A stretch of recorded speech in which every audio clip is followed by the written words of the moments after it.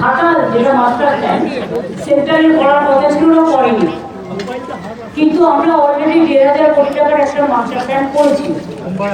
তার মধ্যে এবছরের বাজেটেই 500 কোটি টাকা রাখা হয়েছে। দাসপুর 2 এবং ঘাটাল পৌরসভায় 10 কোটিরও বেশি টাকা ব্যয়ে 5টা স্লুইসের নির্মাণের কাজ 90% সম্পূর্ণ হয়েছে।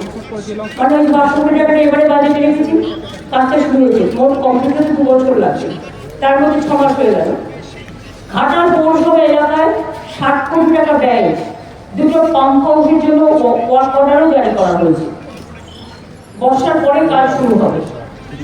19 কিলোমিটার দীর্ঘ পলাশপাড় খাল খননের কাজ এবছর মে মাসে শেষ হয়েছে। ওল্ড কোশি, সোনাতপা খাল এবং পুরানো সোনাতপা খাল সহ মোট 25 কিলোমিটার নদী ড্রেজিংয়ের জন্য অর্ডার দেওয়া হয়েছে। অন্যান্য নদী ও ড্রেজিং ও টেন্ডার প্রক্রিয়া সম্পূর্ণ হয়েছে, চূড়ান্ত পর্যায়ে।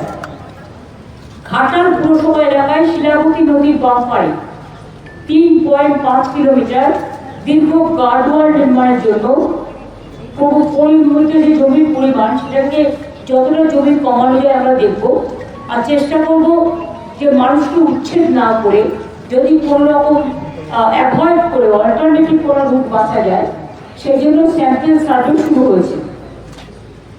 84টি নতুন কাজ, যেমন স্লুইস, সেতু এবং ড্রেজিং সহ অন্যান্য কাজের জন্য মাটি পরীক্ষার জরিপ এবং নকশারও কাজ চলছে।